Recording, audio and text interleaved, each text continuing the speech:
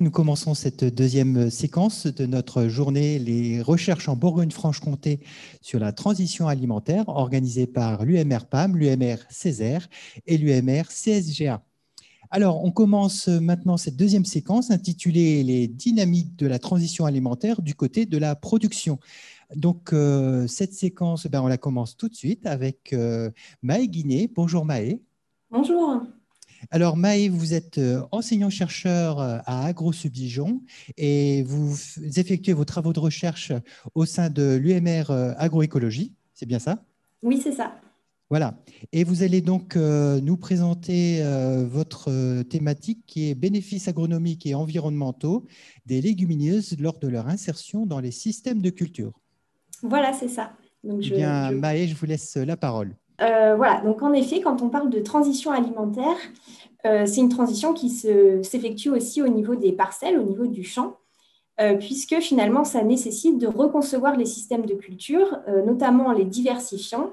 Et finalement, l'introduction de légumineuses, c'est un moyen de diversifier les systèmes de culture. Donc aujourd'hui, ma présentation va porter sur les bénéfices agronomiques et environnementaux associés à l'introduction de légumineuses dans les systèmes de culture. Donc, en effet, quand on introduit les légumineuses dans les systèmes de culture, eh bien, on peut s'attendre à différents services, c'est-à-dire des bénéfices que peut retirer l'agriculteur. Le premier, c'est la production de biens agricoles via la production de graines et de fourrages qui sont riches en protéines. Le deuxième service, c'est la fourniture d'azote aux cultures, puisque les légumineuses ont la capacité de fixer l'azote atmosphérique et donc ne nécessitent pas de fertilisants azotés. Elles permettent également, via la minéralisation de leurs résidus qui sont riches en azote, d'apporter de l'azote à la culture suivante. Et donc finalement, l'introduction des légumineuses dans les systèmes de culture permet de réduire le recours aux fertilisants azotés à l'échelle de la succession culturelle. Ainsi, elles permettent indirectement la régulation du climat via la réduction des émissions de gaz à effet de serre et de la consommation d'énergie qui est associée à la production, au transport et à la consommation des fertilisants azotés. D'autre part, elles permettent la régulation des bioagresseurs, puisqu'en diversifiant les rotations via l'introduction de légumineuses, ça permet finalement de réduire la pression en bioagresseurs sur les cultures principales telles que les céréales ou les oléagineux. Enfin, elles assurent un service de pollinisation, puisque ce sont des cultures attractives pour les pollinisateurs. Et pourtant, malgré ces nombreux services, finalement, elles ont une place réduite dans l'agriculture française puisqu'elles représentent moins de 3% de la surface agricole utile. Leurs services sont encore trop peu valorisés, notamment à l'échelle du système de culture. Et enfin, on a assez peu de connaissances sur une diversité de légumineuses puisque la majorité des recherches ont porté sur le poids. Donc, face à ce constat, une première étude a été menée. Donc, il s'agit d'une expérimentation au champ qui a été menée à l'unité expérimentale du domaine des Poisses, donc proche de Dijon. Et donc, l'objectif était finalement de mieux comprendre les bénéfices relatifs à l'azote fournis par 10 espèces de légumineuses à graines avec des profils racinaires et aériens contrastés. Finalement, donc, cette étude a porté sur 2 ans, donc 2 fois 2 ans, avec la première année l'introduction des 10 espèces de légumineuses à graines. Les graines ont été ensuite récoltées et les résidus, c'est-à-dire les feuilles et les tiges, étaient enfouis dans le sol et l'année suivante, un blé était cultivé. Donc, les objectifs de cette étude étaient premièrement de quantifier un ensemble de flux azotés. Donc, le premier flux qui a été quantifié, c'est la fixation symbiotique, c'est-à-dire la capacité qu'ont les légumineuses à absorber l'azote de l'air. Le deuxième flux, c'était le prélèvement d'azote minéral du sol par les racines des légumineuses. Le troisième flux, c'était l'exportation d'azote dans les graines de légumineuses. Le quatrième flux, c'était finalement l'apport d'azote par la minéralisation des résidus de légumineuses à la culture suivante, donc au blé. Et enfin, le dernier flux, c'était la lixiviation, c'est-à-dire la perte d'azote via le processus d'entraînement de l'azote par les eaux en profondeur. Le deuxième objectif, une fois qu'on avait quantifié l'ensemble de ces flux, c'est d'identifier finalement les caractéristiques des légumineuses qui permettaient d'expliquer les différences potentielles qu'on a pu observer entre les 10 espèces de légumineuses qu'on a pu étudier. Et enfin, le dernier objectif, c'était d'établir le profil fonctionnel des espèces, c'est-à-dire de caractériser un petit peu ces espèces et d'identifier les différences qui pouvaient exister entre elles. les expérimentations au champ ne sont pas l'unique moyen d'obtenir des références sur les légumineuses.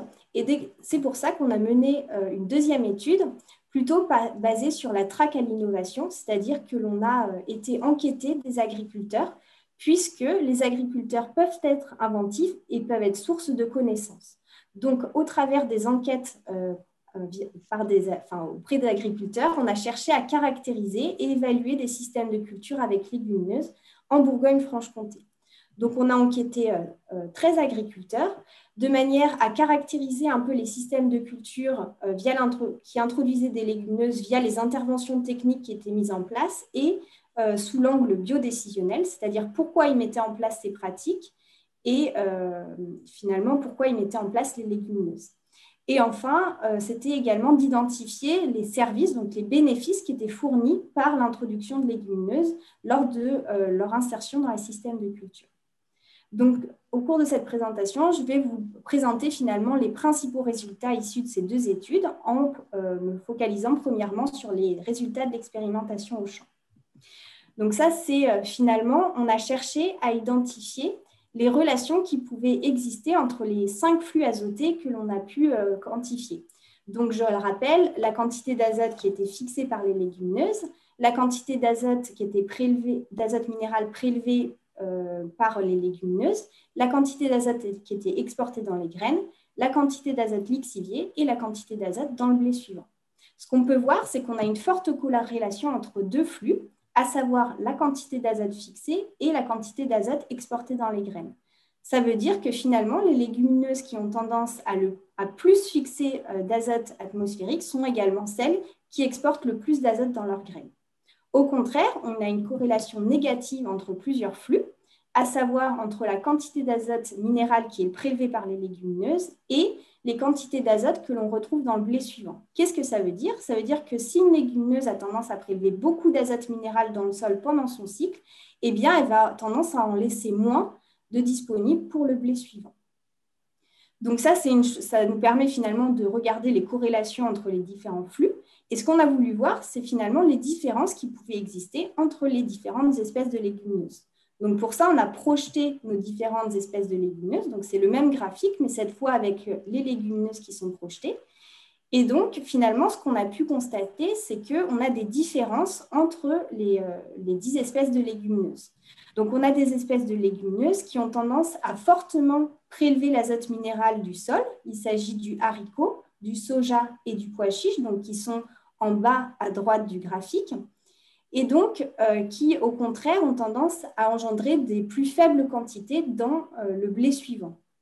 Au contraire, on a des espèces de légumineuses qui ont tendance à engendrer des fortes quantités dans le blé suivant. Donc, ce sont les espèces qui sont en haut à gauche du graphique, donc à savoir la veste de Narbonne, la lentille, la févrole, la veste commune et éventuellement le fenugrec.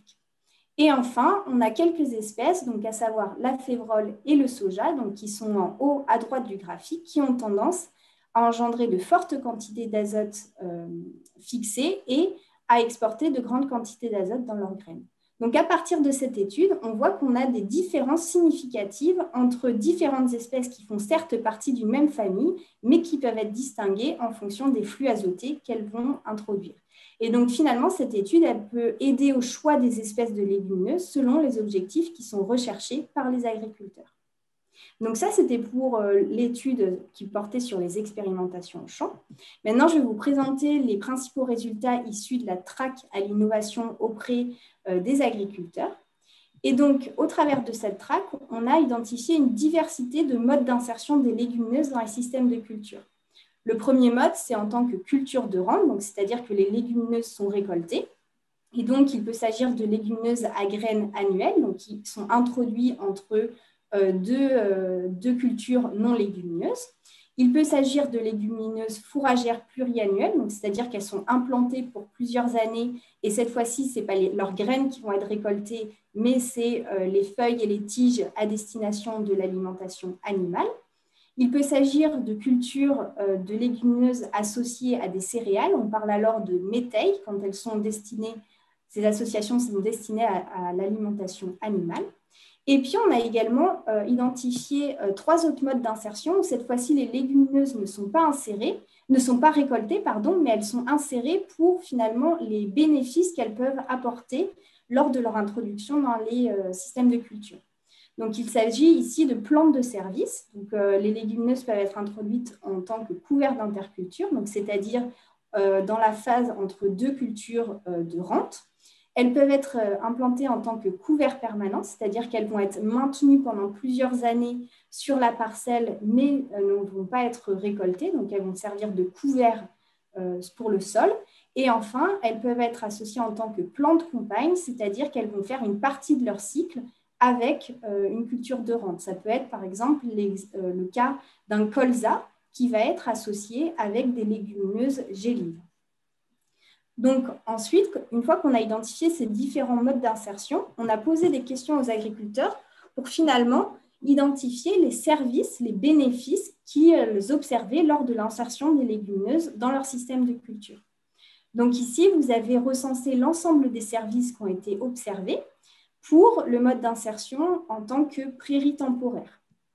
Et donc, ici, je vous ai représenté finalement les services qui étaient les plus observés par les agriculteurs lorsqu'ils introduisaient des prairies temporaires avec légumineuses. Donc, le premier bénéfice, c'est la production de fourrages qui sont autoconsommés sur l'exploitation. D'autre part, quand on introduit des prairies temporaires à base de légumineuses, ça permet de rompre le cycle des adventices. Et d'autre part, les prairies temporaires à base de légumineuses permettent un faible apport d'azote pendant leur culture et une réduction de la fertilisation azotée à la culture suivante. Donc, elles permettent finalement de réduire la fertilisation azotée. On a fait le même exercice lorsque les légumineuses étaient introduites en tant que métail. Et donc, finalement, les bénéfices observés sont la production d'aliments pour les animaux via la récolte des métails. D'autre part, elles permettent une amélioration de la structure du sol via des systèmes racinaires des légumineuses associées à des céréales qui sont complémentaires et donc qui permettent une structuration du sol sur différents horizons. Elles permettent également de réguler les adventices via la couverture du sol et des services peut-être un peu moins représentés, mais elles permettent également les métails à base de légumineuses permettent une plus faible consommation d'eau par rapport à du régras qui est souvent utilisé dans ces systèmes-là. Et enfin, les métails permettent une répartition du temps de travail avec des semis qui sont décalés par rapport aux cultures principales. Donc finalement, on a fait cet exercice pour les différents modes d'insertion qu'on a pu identifier. Et donc, on a pu également mettre en avant des services qui sont assez peu observés ou évoqués par les agriculteurs. Et un point de vigilance, c'est que finalement, les services qui sont fournis par les légumineuses varient également selon les pratiques qui sont mises en place par les agriculteurs. À titre d'exemple, un couvert va permettre de structurer le sol via le système racinaire des différentes espèces de légumineuses et céréales. Mais par contre, si on a derrière un travail du sol qui est fait dans de mauvaises conditions, finalement, on va perdre la structure du sol qui avait été favorisée par l'implantation d'un couvert de légumineuses. Donc, à titre de conclusion, finalement, on a vu qu'au travers de ces 2 études, l'intérêt des expérimentations au champ, c'est finalement d'avoir une compréhension assez fine des processus qui sont sous-jacents à la fourniture de services par les légumineuses, mais par contre que ce sont des études qui sont chronophages et qu'on peut simplement avoir un nombre limité de répétitions dans le temps et dans l'espace. En parallèle, la traque à l'innovation et donc les enquêtes auprès d'agriculteurs, elles ont comme intérêt d'identifier une diversité de systèmes avec des légumineuses dont les agriculteurs sont satisfaits, mais finalement, la difficulté, c'est d'identifier les processus biologiques qui assurent la fourniture des services écosystémiques. Et donc, finalement, ces 2 approches, elles sont complémentaires pour acquérir, capitaliser et diffuser des connaissances pour accompagner la transition vers des systèmes avec légumineuses qui soient réussis et performants. Et donc, merci de votre attention. Merci Maë pour cette présentation. Et puis, j'enchaîne tout de suite avec une première question pour Maë. Y a-t-il une augmentation significative de la production des légumineuses en Bourgogne-Franche-Comté? Alors, moi, je n'ai pas les chiffres en tête, mais pas vraiment. En tout cas, sur les légumineuses à graines, on n'a pas de forte production. pour différentes raisons, parce qu'en fait, c'est des espèces qui sont… Alors là, c'est vrai que j'ai présenté l'ensemble des services, donc on pourrait se dire finalement, pourquoi on ne cultive pas plus de légumineuses? Mais en fait, il faut savoir que derrière, on a plusieurs freins à leur réintroduction dans leur système de culture. Le premier, c'est finalement des problèmes économiques. Comment finalement valoriser ces légumineuses? Et puis après, derrière, il y a aussi c'est des espèces qui sont très sensibles finalement aux conditions climatiques et notamment aux conditions de sécheresse et aux ravageurs. Et compte tenu du changement climatique, eh bien, il y a pas mal de difficultés finalement à réintroduire les légumineuses, notamment les légumineuses à graines dans les systèmes de culture. Donc, on n'a pas, je ne crois pas actuellement qu'on ait d'augmentation des surfaces en légumineuses, sauf dans les systèmes en agriculture biologique, où là, finalement, les légumineuses, c'est un petit peu la seule source d'azote si on n'est pas en polyculture élevage. Alors, pour prolonger par rapport à la question qui a été posée, est-ce que ces études par rapport à l'approche que peuvent donner les conseillers agricoles ou aux agriculteurs, est-ce que ça fait longtemps que vous commencez, si je puis dire, à essaimer auprès des agriculteurs cette pratique culturelle? Alors, en fait, c'est connu depuis longtemps, hein, l'ensemble des bénéfices qui sont associés aux légumineuses. Mais après, ce qui est nouveau, c'est finalement de distinguer les espèces de légumineuses entre elles. Finalement, ne pas les laisser dans le même paquet en se disant qu'on cultive du soja ou qu'on cultive de la févrole, on aura la même chose. Mais c'est bien de distinguer en fait les différentes espèces qui est un petit peu la nouveauté de ces études. Et donc, pour valoriser finalement ces travaux, donc il y a plusieurs interventions qui ont été faites auprès d'agriculteurs. Et ce qu'on se rend compte, c'est que finalement, ce qu'on a pu observer au cours des expérimentations, c'est des choses qui font sens aux agriculteurs. On m'a souvent dit, oui, c'est vrai que derrière un soja, on ne peut pas s'attendre à avoir le même blé que derrière une févrole. Donc, il y a eu des interventions auprès d'agriculteurs. Et par ailleurs, l'objectif aussi, c'est de diffuser un petit peu ces connaissances via la plateforme GECO. Donc, la plateforme GECO, en fait, c'est une plateforme Internet de partage de connaissances autour des pratiques agroécologiques. Merci pour cette précision. Donc, une question. Alors, la personne prend des gants parce qu'il lui semble que c'est une recommandation qu'on peut entendre des conseillers agricoles. Suite à une culture de légumineuses, il est conseillé de diminuer de 20 à 30 les unités d'azote de fertilisation de la culture suivante. Vos résultats semblent remettre en cause ces éléments ou bien disent-ils que pour certaines légumineuses, ce serait un peu plus et pour d'autres un peu moins? Mais voilà, en fait, c'est ce à quoi j'avais commencé à répondre. Donc, en effet, les recommandations, c'est autour d'une diminution de 20 à 30 kg d'azote. Je dirais que ça, c'est vrai pour la majorité des espèces de légumineuses, mais on voit typiquement pour le soja et pour le haricot, là, on a quand même moins de fourniture d'azote à la culture suivante. Et donc là, c'est vrai que pour l'instant, les recommandations sont les mêmes pour toutes les espèces, mais je pense qu'il y a un travail à faire, notamment auprès des conseillers, mais aussi au niveau de la méthode bilan, pour finalement intégrer un petit peu ces différences qui peuvent exister entre espèces, et notamment après le soja. Donc après le soja, moi, j'aurais tendance à dire qu'il ne faut pas toujours autant diminuer. Après, c'est aussi au cas par cas, et donc ça va dépendre finalement… je ne peux pas dire que ce soit une généralité, mais en tout cas, c'est quelque chose que les agriculteurs ont tendance à remarquer quand ils cultivent une céréale après du soja. D'accord. Alors, ça interagit très rapidement. Je pense que c'est la même personne qui avait posé la question précédemment. Donc, finalement, si je comprends bien, en fonction de l'espèce de la légumineuse qu'on cultive, il ne peut pas y avoir d'effet bénéfique sur la fertilisation du sol, ou tout au moins systématiquement.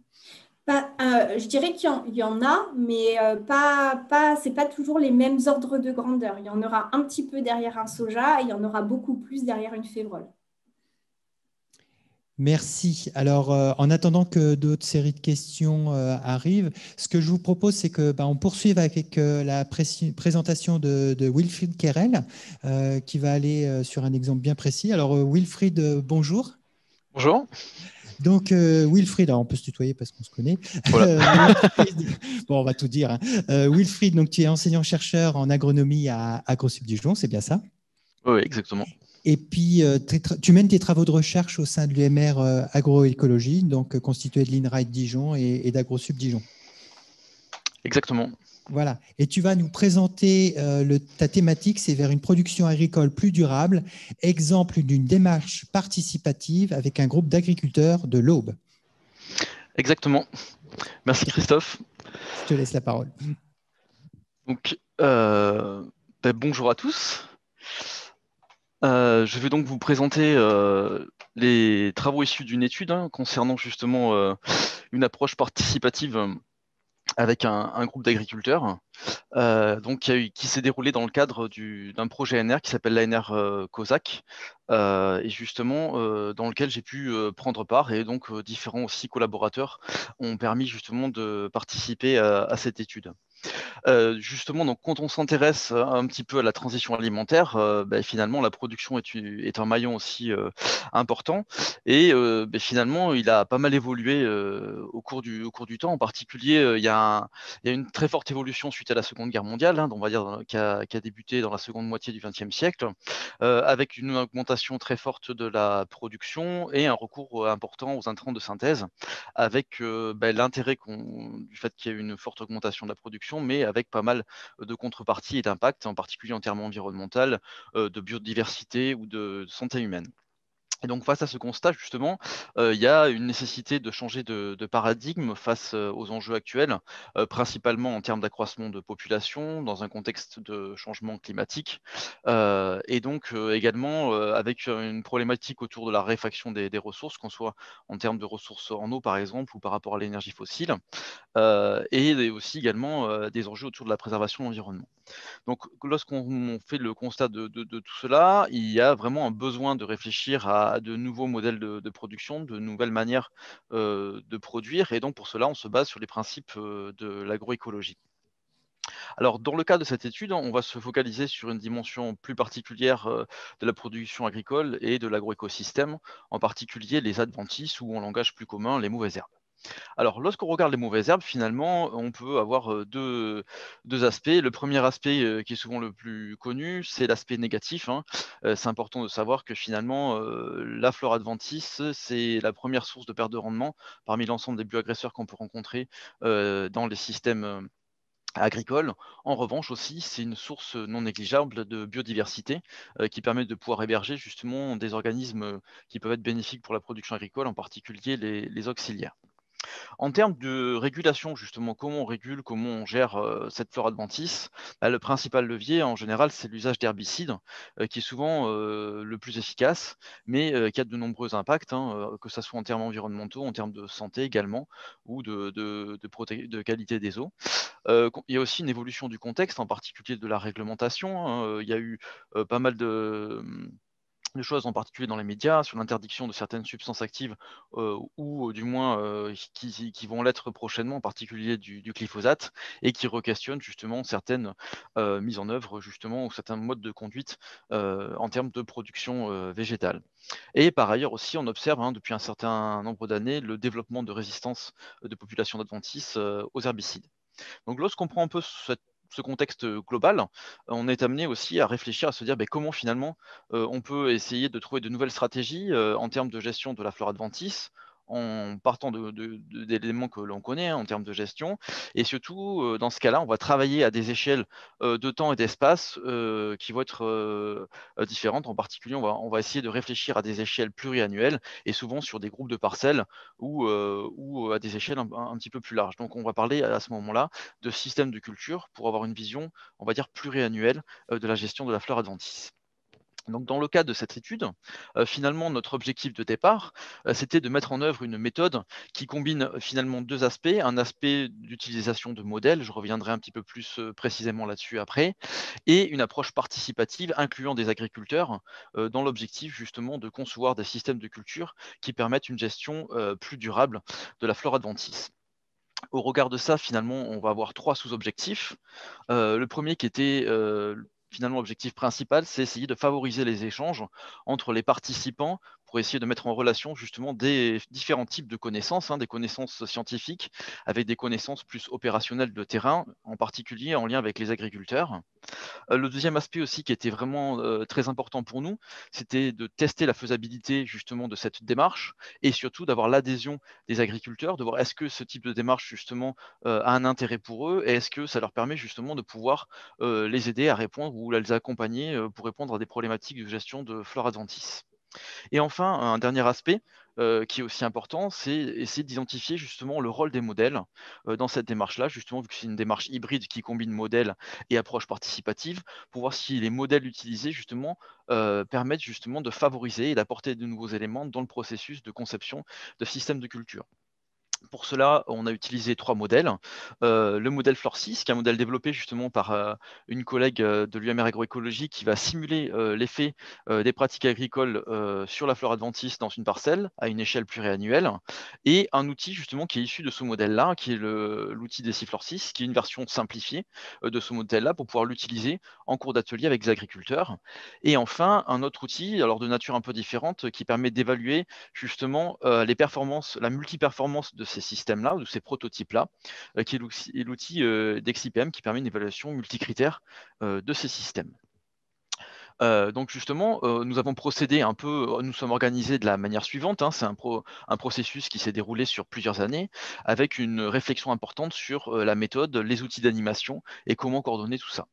La première étape qui a été vraiment importante, c'est essayer de faire un état des lieux à la fois justement du contexte de production des agriculteurs pour connaître un peu leurs contraintes, leurs pratiques, quels étaient aussi leurs objectifs et quelles étaient les pistes aussi qu'ils souhaitaient explorer en termes de techniques et combinaisons de techniques pour gérer la flore adventice.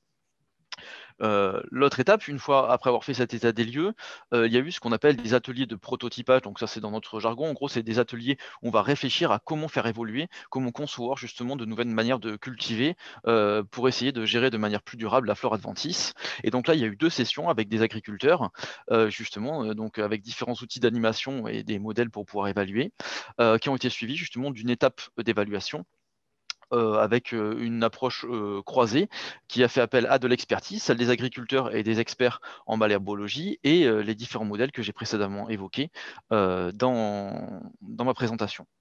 À l'issue justement de ces ateliers et de ce processus d'évaluation, on a présenté les résultats à l'ensemble du groupe d'agriculteurs, sachant que seulement un petit nombre d'agriculteurs ont participé aux ateliers de conception, je reviendrai là-dessus par la suite, et ce qui a permis aussi de pouvoir, justement en présentant ces résultats-là, de générer du débat, des discussions pour pouvoir présenter justement les éléments de ce travail. Donc ça a été aussi une étape importante de cette étude.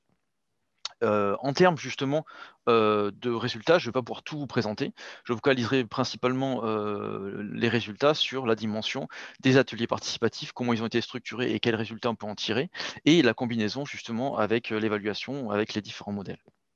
Alors pour vous donner un élément de contexte, nous avons travaillé donc avec un groupe de développement agricole situé dans la région de Brienne-le-Château, donc pas très loin de Troyes, à l'est de l'Aube, où on a donc à peu près donc 130 adhérents dans ce groupe.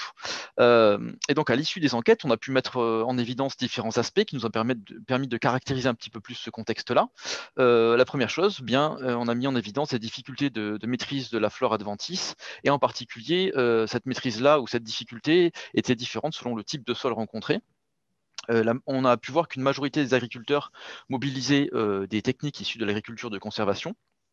Et puis aussi, il y avait des résistances aux herbicides qui étaient assez suspectées, et globalement une crainte assez globale qui était partagée par l'ensemble des agriculteurs du groupe sur le retrait de certains herbicides. Et donc, finalement, pas mal de questions à se poser sur comment faire évoluer justement les pratiques pour essayer de compenser ce changement non négligeable dans leur système.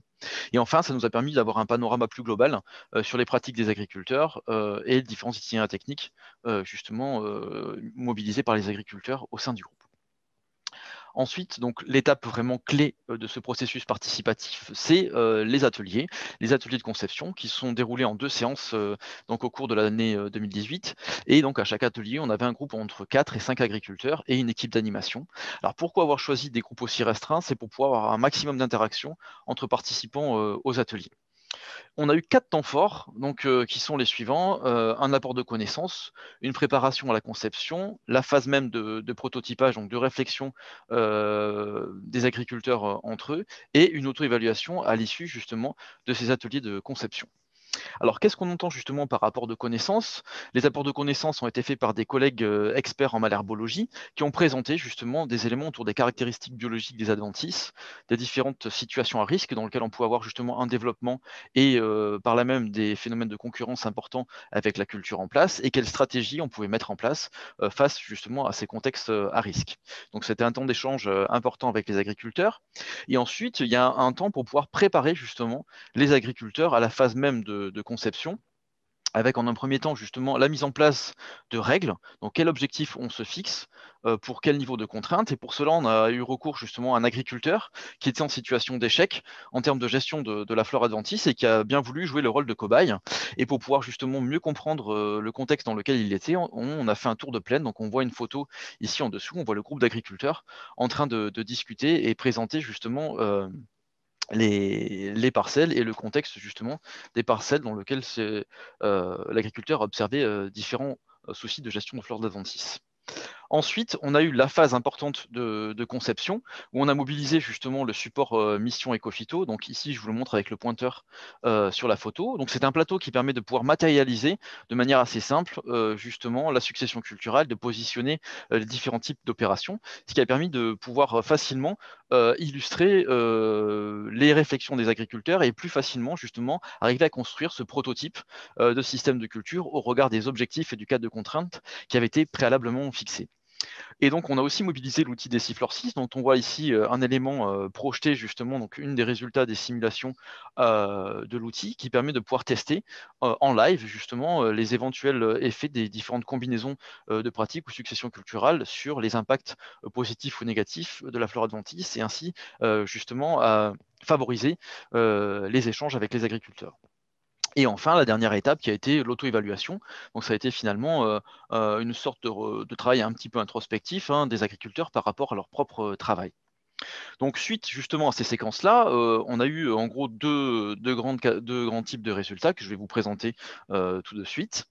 Le premier, ici, vous avez un résultat, donc une matérialisation justement du système de culture, donc du fameux prototype, donc on appelait prototype A. Vous pouvez retrouver justement sur la diapositive ici l'ensemble des stratégies mobilisées, les principaux moyens mis en œuvre, comme par exemple ici essayer de limiter les ressources disponibles pour les adventices, et puis l'objectif visé qui était justement d'une maîtrise de la flore adventice, en particulier d'adventice automnale, tout en réduisant justement le recours aux herbicides. Donc, ce qui est intéressant, c'est qu'on a eu des stratégies très très différentes en fonction des deux groupes. On va retrouver bien évidemment des points communs, en particulier l'alternance de cultures de printemps avec des cultures d'hiver. Et ici, justement, on était avec un groupe où il y avait plutôt une dominante d'agriculteurs qui pratiquent l'agriculture de conservation. Et donc, ils ont souhaité ne pas forcément avoir recours au labour, par exemple, avec un travail très superficiel et essayer plutôt de favoriser l'usage de couverts, soit couverts permanents ou couverts d'interculture. Donc là aussi, ça a été l'occasion de pouvoir discuter de pas mal de techniques et de pouvoir essayer de justifier leur choix et leur stratégie. Ensuite, je vous présentais le deuxième système qui a été produit. Et là, on voit que finalement, on a d'autres stratégies qui ont été mobilisées, en particulier justement une diversification plus importante de la rotation et avec le recours à beaucoup plus de travail superficiel, de désherbage, de travail du sol, pardon, de désherbage mécanique et voire même recours à certains travaux du sol plus profonds comme le labour.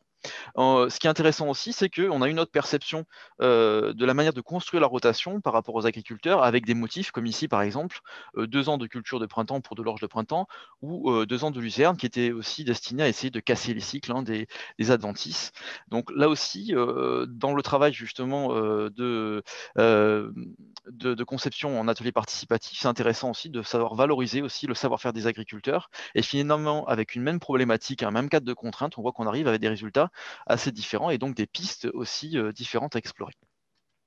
L'autre étape qui a été importante aussi, c'est essayer de voir comment on pouvait évaluer les performances de ces systèmes. Donc on a tout d'abord posé la question aux agriculteurs, voilà comment ils percevaient justement le niveau de performance de ces systèmes-là, donc ces prototypes, au regard de la maîtrise de la forêt adventice et d'une éventuelle diminution de l'usage justement d'herbicides par rapport au système actuel de l'agriculteur. Et ce qui a été assez intéressant justement, c'est qu'ils ont pensé que le système A ne permettait pas forcément d'améliorer la situation par rapport à l'actuel, là où il pensait que le système B allait pouvoir améliorer les choses de manière conséquente. En revanche, il pensait que les deux prototypes permettraient de pouvoir diminuer de façon assez conséquente le recours justement à l'usage d'herbicides. Donc maintenant, ce qui était intéressant, c'est de confronter ça justement aux résultats issus de modèles. Donc vous avez ici le résultat issu du modèle Deciflor 6, vous allez retrouver le niveau de performance justement du système de référence qui correspond ici au système de l'agriculteur, et ici les deux prototypes, le prototype A et différentes variantes du prototype B. On a ici différentes catégories d'indicateurs qui permettent de caractériser l'impact justement de la flore adventice et des pratiques justement sur la flore adventice. Ici, donc, c'est sur plutôt des indicateurs en termes de ressources par rapport aux espèces non ravageurs, donc plutôt des aspects positifs par rapport à la présence des adventices, et ici des indicateurs liés à la nuisibilité des adventices, comme par exemple des aspects de perte de rendement, pollution de la récolte ou infestation du champ. Qu'est-ce qu'on se rend compte finalement? C'est que finalement le modèle indique qu'on a une amélioration importante sur une diminution forte de la nuisibilité de la flore adventice dans les deux cas, au niveau des deux prototypes, avec finalement une meilleure maîtrise dans le prototype B. Donc on voit qu'on a des choses qui sont un petit peu différentes par rapport à la perception des agriculteurs, mais il y a des choses qui sont quand même communes du fait qu'eux, ils avaient mis en avant que le prototype B leur semblait plus performant. Et ce qui est intéressant aussi, c'est de voir que quand même, le prototype A semble aussi être une piste intéressante, et donc d'où l'intérêt aussi de mobiliser différentes catégories d'outils. Assez rapidement, là, on compare sur d'autres critères, hein. Sur des aspects économiques, par exemple, ils pensaient que les deux prototypes n'étaient pas forcément équivalents en termes de performance et idem en termes de temps de travail. Et lorsqu'on confronte justement par rapport à ce qu'on peut avoir avec l'outil d'XIPM et l'aspect évaluation multicritère, on voit que dans certains cas, on n'a pas forcément tout à fait la même vision. C'est-à-dire, l'outil pense justement que d'un point de vue économique, les deux systèmes conçus sont à peu près équivalents.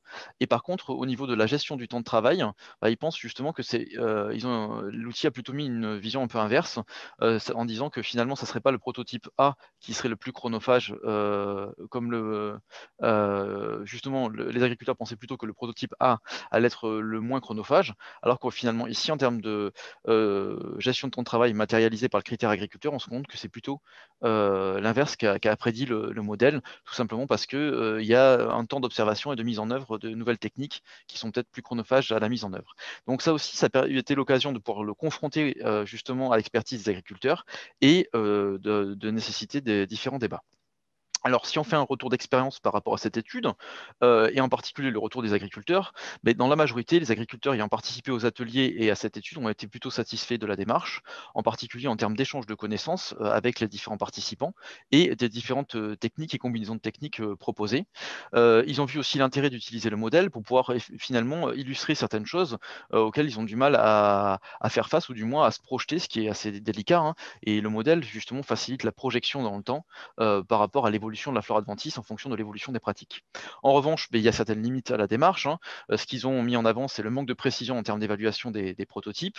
Ils ont trouvé des résultats intéressants, hein, en termes de pistes d'évolution de ces systèmes, mais comme ils disent, pas toujours facile à mettre en œuvre, surtout lorsqu'on réfléchit en termes de débouchés, où les débouchés ne sont pas forcément toujours présents dans le secteur dans lequel ils se situent. Si on regarde finalement d'un point de vue global ce travail-là, en termes de conclusion, on peut voir que cette expérience a permis de tester la faisabilité de la méthode, que les agriculteurs ont montré un intérêt important à cette approche, à cette démarche participative, et qu'on a pu permettre aussi des échanges de connaissances en termes scientifiques et opérationnels. Alors, la suite de ce travail, hein, ça va être essayer de tester la méthode dans d'autres contextes, de développer d'autres outils pour faciliter l'interaction. Donc, ce qui est le cas actuellement, on développe une interface pour l'outil Deciflor 6 pour qu'il puisse être utilisé directement par les agriculteurs. Et puis aussi, essayer d'accompagner les agriculteurs à la mise en place d'essais, pour ceux qui sont volontaires, justement, pour faire évoluer leurs pratiques. Sachant qu'en plus, on a pu observer aussi que suite à ces ateliers, il y a des agriculteurs qui ont fait évoluer leurs pratiques, qui ont acheté de nouveaux matériels également, pour pouvoir justement mettre en œuvre des pistes qui avaient été évoquées. Voilà, j'arrive au terme de ma présentation. Je vous remercie et reste disponible pour vos questions. Merci Wilfried pour cette présentation très dense. Alors je pense qu'il y a beaucoup de questions qui vont peut-être être posées. Alors elles commencent à arriver. Moi j'avais une première question. Wilfried, cette étude elle a été menée sur combien de temps? En gros, ça a été à peu près en 2 ans. D'accord. Mm. Alors, une question, attendez, je reprends mes repères. Wilfried, est-ce que cette approche participative est courante dans la recherche en agronomie? Peux-tu faire un court retour d'expérience en tant que chercheur sur cet aspect-là? Alors, c'est une démarche qui a tendance à de plus en plus se développer. C'est pas forcément. Alors, il y a quand même on va dire tout un courant de l'agronomie qui se structure autour de cette démarche-là. C'est pas forcément toujours évident à mettre en œuvre, hein, parce qu'on se projette aussi sur souvent un temps long. Surtout quand on démarre avec un groupe, hein, il y a la nécessité aussi d'avoir l'adhésion du groupe pour pouvoir essayer de mettre en place ce type de démarche-là. Mais de plus en plus, justement, il y a une structuration qui se fait en termes au niveau de la recherche et des groupes de réflexion autour de tout ce qui est conception. En particulier, un collectif qui s'appelle IDEAS, hein, qui est un collectif de chercheurs plutôt localisés dans le secteur de la région parisienne qui réfléchissent à ces manières justement de pouvoir favoriser la créativité et à inclure les agriculteurs justement dans cette démarche-là, les mettre un peu au centre de cette démarche-là pour essayer à réfléchir à de nouvelles approches et de nouvelles manières de conduire les cultures. Alors, une autre question, j'ouvre les guillemets. J'ai cru comprendre qu'un modèle simplifié était utilisé pendant les ateliers pour objectiver l'impact des idées des agriculteurs, mais en fait, non. Le modèle n'est utilisé qu'après coup pour accompagner, pour comparer avec ce qui ressort des ateliers. Oui, parce que ce qui n'est pas évident de pouvoir les aider à objectiver, c'est qu'il faut avoir justement des outils, soit qui tournent très très rapidement, soit qui permettent de pouvoir leur proposer quelques pistes en cours de conception. Alors, ce qu'il y a, c'est qu'il faut aussi imaginer, alors ça, ce que je n'ai pas précisé dans la présentation, c'est que cet outil que nous avons utilisé était en cours de développement.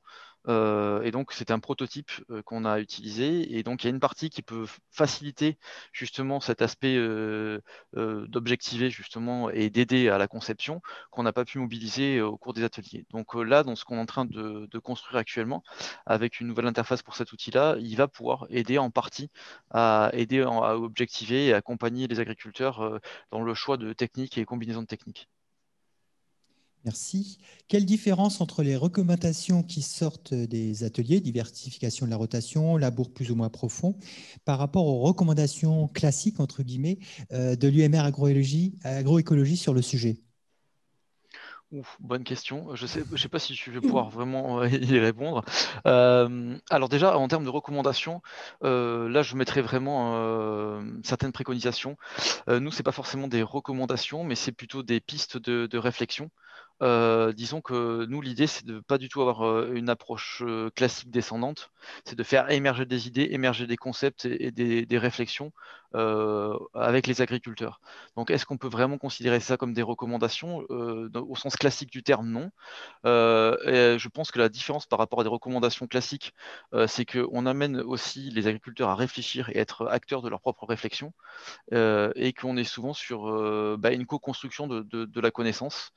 Donc par rapport à, on va dire, un fonctionnement plus classique où on peut avoir des études d'un côté sur des sites expérimentaux et à des recommandations faites à la suite de ces expérimentations-là, oui, effectivement, c'est différent parce que là, on co-construit avec les agriculteurs. Par contre, on a beaucoup de choses qui sont communes avec ce qui peut être dites par des collègues, d'autres collègues qui n'utilisent pas forcément cette approche-là, mais on mobilise aussi des données issues de leurs travaux. Donc je pense que les deux approches sont complémentaires et qu'elles ne sont pas du tout à opposer. Autre question, vous avez exposé le problème des débouchés pour les agriculteurs, mais dans les perspectives, vous n'en parlez pas. Est-ce que la réflexion sur les débouchés ne devrait pas aller de pair avec la réflexion sur le changement de pratique? Si, bien évidemment. Après, c'est un petit peu chaque chose en son temps, dans le sens où, au départ, justement, alors c'est pareil, j'ai pas pu détailler aussi la manière dont on fait cette conception-là. Au départ, justement, on fait ce qu'on appelle de la conception de novo, où on va essayer de s'affranchir, dans un premier temps, des cadres de contraintes pour favoriser la créativité des agriculteurs. Et donc, souvent, le débouché, c'est un cadre de contrainte. Donc, au départ, si on veut aller se placer dans des situations idéales pour pouvoir favoriser la réflexion, on s'affranchit de ce problème-là au départ. Même si, dès qu'on veut passer à un niveau de réflexion et à un niveau d'application plus concret, on est obligé d'être amené à réfléchir à ces aspects-là. Et donc finalement, assez vite, hein, quand on va présenter ces prototypes-là, on va être amené à réfléchir justement à cette dimension de filière. Et donc ça a été le cas, hein. Il y a des aspects qui ont commencé à être réfléchis par le groupe, dont je n'ai pas pu présenter des aspects ici, en particulier à l'utilisation du chanvre, hein, le lien avec la filière de production de chanvre en particulier, ou essayer aussi de développer d'autres cultures, hein, par exemple des lentilles aussi, essayer de découler des choses.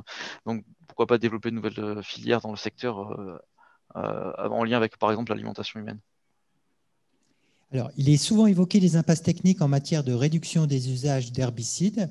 Votre exposé montre plutôt qu'il y a des solutions, mais est-ce bien le cas tout le temps? Alors, des solutions, oui. Est-ce qu'elles fonctionnent aussi bien que l'usage des herbicides? Non, pas forcément. Je pense qu'il faut être extrêmement prudent. Après, de toute façon, ces solutions n'ont du sens que si elles sont réfléchies correctement et souvent si elles sont combinées. Elles ne peuvent pas être raisonnées de manière isolée les unes par rapport aux autres. Et ce qui fait un peu la force de la réflexion, c'est la combinaison justement de ces techniques et de réfléchir aussi à des échelles non pas annuelles, mais souvent pluriannuelles. Merci. Alors, un petit clin d'œil de Philippe Lemonceau qui nous suit et qui profite pour vous passer un petit message qui souscrit aux réponses apportées par Wilfried. Donc voilà, bonjour Bon, Philippe. merci Philippe.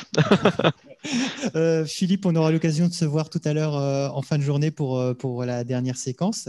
Je continue les questions. Alors, toujours pour Wilfried, et puis après, on reviendra aussi à Maë. Wilfried, savez-vous si les agriculteurs ont mis en œuvre ces nouvelles pratiques à la suite de ce projet? Il me semble que tu as répondu en partie. Oui, alors, ce qu'il y a, c'est qu'en fait, ils mettent pas forcément en place toutes les pratiques, parce que tout changement aussi amène une réflexion importante au niveau de leur système. Et effectivement, il n'y a pas que la dimension agronomique, il y a la dimension économique, bien évidemment, mais il y a aussi la dimension organisationnelle et comment ils vont gérer aussi leur travail, leur temps de travail. Donc souvent, ils vont aller plutôt piocher une partie des solutions proposées.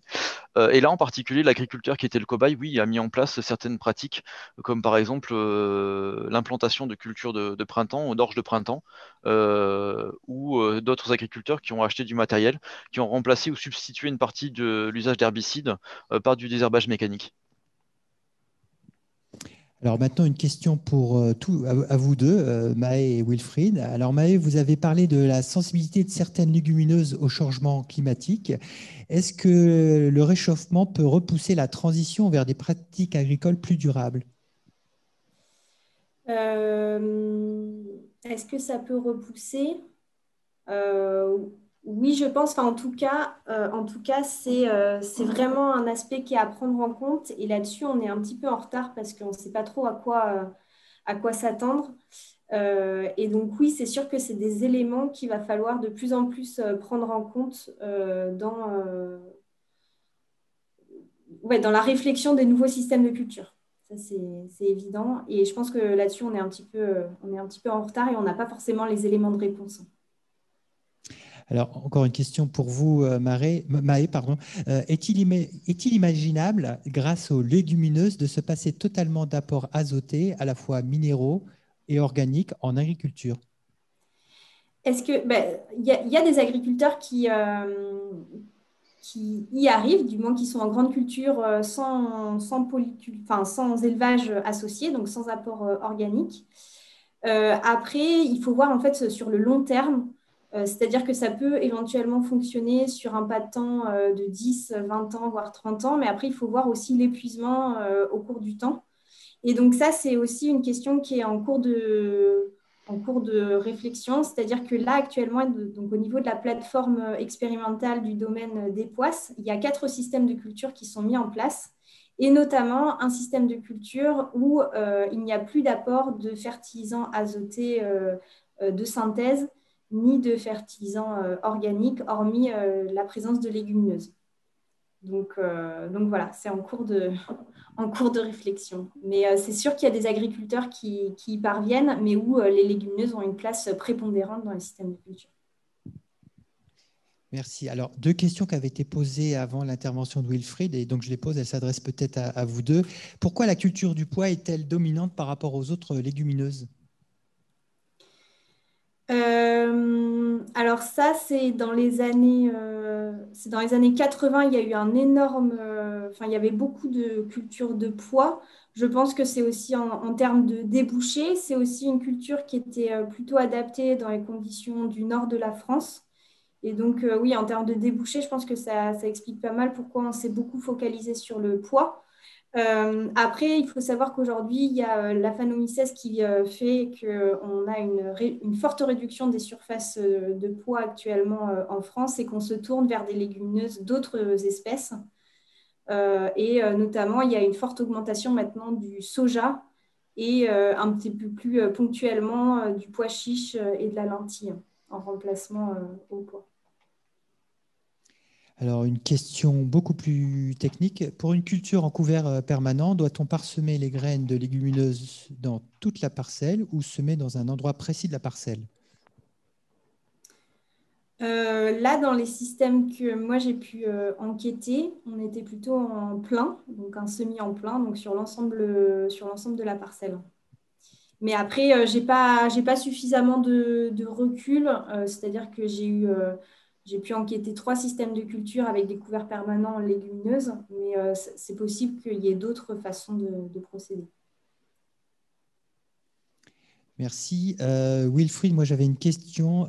Dans ton retour d'expérience, tu as parlé pendant l'expérimentation, vous aviez travaillé avec un agriculteur qui avait une exploitation qui était un peu en déclin et qui avait accepté la Flora Adventis. Pour la petite histoire, est-ce qu'on sait ce qui est devenu cet agriculteur? Oui, il continue, hein, il continue son activité. D'ailleurs, pour l'anecdote, c'est un ancien élève d'AgroSup. Donc voilà, donc là aussi, enfin voilà, je trouve ça intéressant aussi de voir qu'on a du lien aussi avec nos anciens élèves et que nos anciens élèves peuvent participer aussi à nos travaux de recherche. Donc non, il continue, justement, ça se passe plutôt bien pour lui. Petit à petit, bon, c'est pas évident, hein, parce que voilà, il faut arriver à trouver un équilibre à la fois économique et puis en termes aussi de gestion du travail. Mais non, non, il continue au niveau de son activité et ça va plutôt en s'améliorant. D'accord, merci. Alors pour l'instant, j'ai plus de questions. Je vais juste en prendre encore une, le temps qu'elle s'affiche et il y a toujours un petit décalage de 5 secondes. Et donc, avant d'attendre cette dernière question, je voulais quand même vous remercier, Maë et Wilfried, pour cet exposé assez clair et limpide. Effectivement, je pense qu'on a une meilleure vision, une vision plus panoramique par rapport aux expérimentations et cette possibilité de changement dans les pratiques agricoles. Et puis, Wilfried, l'exemple que tu as présenté, effectivement, montre à la fois les retours d'expérience et puis les revers aussi, il faut le dire. Peut-être, effectivement, parfois les manques de précision ou les limites de ces expérimentations. Mais je pense que c'est aussi ça, tout l'intérêt de la recherche, c'est effectivement de poser ces différents éléments. Maë, Wilfried, si vous aviez un mot de conclusion chacun pour cette séquence. On n'avait pas préparé celle-là. Un mot de conclusion. Non, mais je pense que, oui, voilà. Si on parle de transition alimentaire et donc de transition agroécologique, on n'aura pas de solution unique. Mais je pense que dans nos 2 exposés, il ressort le fait qu'on a une diversité de pistes et donc il faudra choisir finalement les pratiques qui sont le plus adaptées au contexte dans lequel on se trouve. Et je pense que c'est tout le sens de l'agroécologie, c'est s'adapter finalement aux contraintes et aux territoires dans lesquels on se trouve. On n'a pas de solution unique. Je partage également ce que dit Maë, puis je voudrais ajouter aussi quelques éléments. C'est qu'on peut pas lorsqu'on s'intéresse justement à la dimension de l'agroécologie, on peut avoir un regard justement avec un regard d'agronome, mais on se rend compte que dès qu'on veut s'intéresser justement à des approches participatives, il faut faire appel à d'autres disciplines. Donc là, finalement, les approches qu'on a mobilisées dans le cadre de cette étude, hein, on a du lien avec de la science de l'innovation, on a des approches justement plus en lien avec certaines sciences humaines, et donc on peut pas simplement s'intéresser uniquement à des aspects agronomiques, mais regarder à des échelles et avec des disciplines différentes. en incluant aussi, pour travailler aux échelles, ce qu'on appelle les échelles des systèmes agroalimentaires, il faut aussi intégrer les acteurs. Et comme ça a été évoqué, la notion de la filière et ce qui est tout en aval du système de production qui est aussi extrêmement important à intégrer dans ces processus-là. Merci. Alors, du coup, il y a réaction du public sous forme de questions et puis de remarques, mais je pense que ça vient compléter également vos réponses plus sur l'aspect bibliographique. Alors, bonjour, la réponse à la question relative à l'autonomie azotée des systèmes de culture. Donc, il y a aussi des références par rapport à Eugène Tribois de l'INRAE de Clermont-Ferrand, qui a travaillé sur le sujet avec les systèmes de culture autonomes en azote et en énergie, réalité ou utopie. Donc, c'est signé Eugène Tribois, Anne-Marie Tribois-Blondet, l'INRA et Agronomie de Clermont-Ferrand. Donc, c'est l'article qui est signé par ces personnes. Et puis, pour Wilfried, Laurence Guichard, INRAE UMR Agroécologie, a fait des travaux similaires, co-conception avec modèle à l'appui des ateliers pour travailler sur la protection des captages. As-tu échangé avec elle et tiré des conclusions communes? Oui, on a déjà pu échanger avec elle. Alors, on n'a pas forcément oui, mais effectivement, il y a des éléments qui sont assez communs dans ces types de travaux-là. C'est vrai que je n'ai pas évoqué aussi, mais il y a des structures comme les RMT, en particulier l'ancien RMT, système de culture innovant, qui a été aussi le lieu de discussion, et en particulier ce qui a permis de pouvoir discuter avec différents acteurs ayant mobilisé ces approches-là.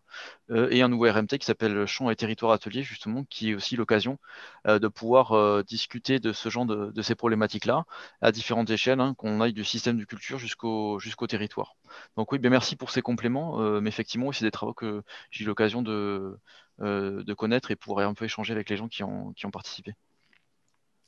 Eh bien, Wilfried et Maë, je vous remercie pour cette séquence. Donc, je rappelle la séquence qu'on vient de découvrir ensemble, c'est les dynamiques de la transition alimentaire du côté de la production. Je vous remercie pour vos interventions et puis je remercie aussi vos publics qui, voilà, je pense qu'on est bien dans le rythme. On a compris les séquençages des questions.